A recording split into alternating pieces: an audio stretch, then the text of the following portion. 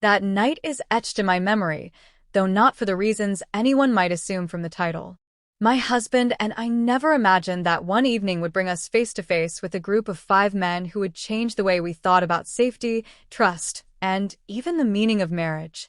It all started so simply, almost laughably ordinary, yet life often hides its greatest shocks in the most mundane beginnings. I was in the kitchen, stirring a pot of soup on the stove when my husband, Mark, came home looking more exhausted than usual. He dropped his bag by the door and gave me one of those tired half-smiles that told me his day had stretched him thin. I knew better than to pry. Mark worked in construction management, and his days were filled with tense meetings, deadlines, and men who didn't always follow instructions. But that night he seemed especially preoccupied. "You okay?" I asked softly, sliding a bowl in his direction as he sat at the table. He hesitated before answering, as though weighing how much to share. "Yeah, it was a long day. But there's something else. Something I need to tell you." My stomach tightened. Those words, "something I need to tell you," never carried anything casual. "What is it?" I asked, trying to sound calm. He rubbed the back of his neck, eyes darting toward the window before settling back on me. "5 of the guys from work are coming over tonight. They've been struggling with something and they asked if they could stop by. I told them it was okay." I blinked at him, my spoon pausing mid-stir. 5 men? Here? Tonight? "Mark, it's already late." "I know," he admitted, "but it's important. They don't really have anyone else to turn to." And I didn't want to say no. Mark had a generous heart, but I couldn't help but feel uneasy. I had no idea who these men were beyond being his coworkers, and the thought of a group of strangers filling our quiet home at night unsettled me.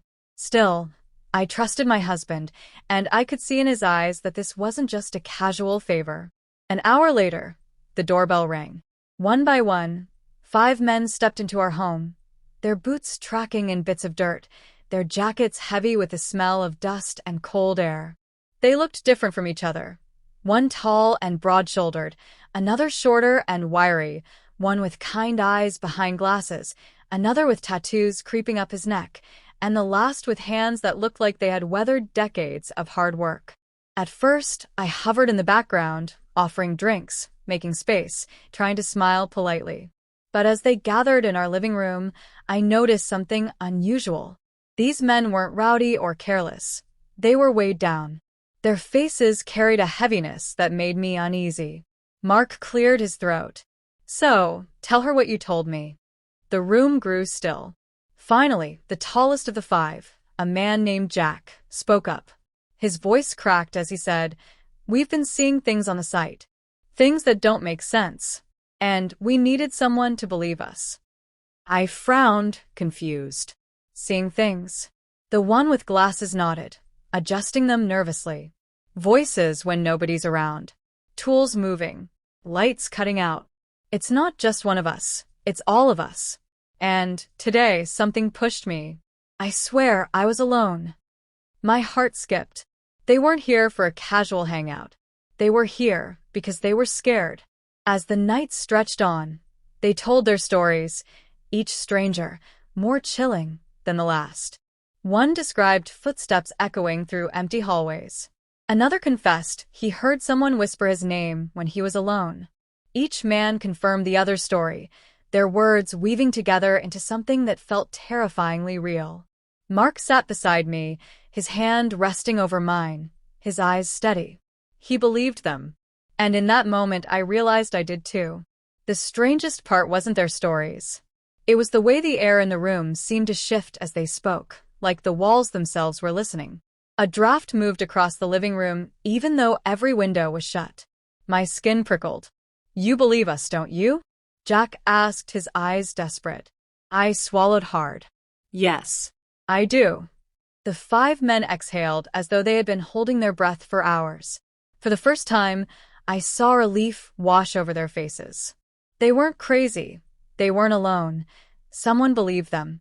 What followed that night was something I will never forget. We sat in that living room until the early hours of morning, talking about fear, about things unseen, about faith and doubt. My husband and I listened as these 5 men opened their hearts in ways I don't think they had done before. Some cried, some laughed bitterly, but all of them needed a safe place. And, strangely enough, that place became our home. And here's what shocked me most. My husband didn't just sit and listen. He led. He guided the conversation with a calmness I didn't know he had. He reassured them, challenged them, reminded them of their strength. I watched him that night with new eyes, seeing a side of him I'd never fully appreciated before. By dawn, when the men finally left, there was a strange sense of peace. The air felt lighter. Our home, though filled with strangers hours earlier, now felt sacred, as though something important had happened within its walls. I looked at Mark, exhausted but moved. "Why did you say yes to this?" I asked him. He smiled faintly. "Because sometimes people just need to be heard. And sometimes we're the only ones who can do the listening." That morning, as the sun rose, I realized that 5 men had walked into my home with fear in their hearts, but they left with hope. And my husband, who I thought I knew completely, revealed a strength and wisdom that made me love him even more. It wasn't about ghosts or strange happenings anymore. It was about humanity.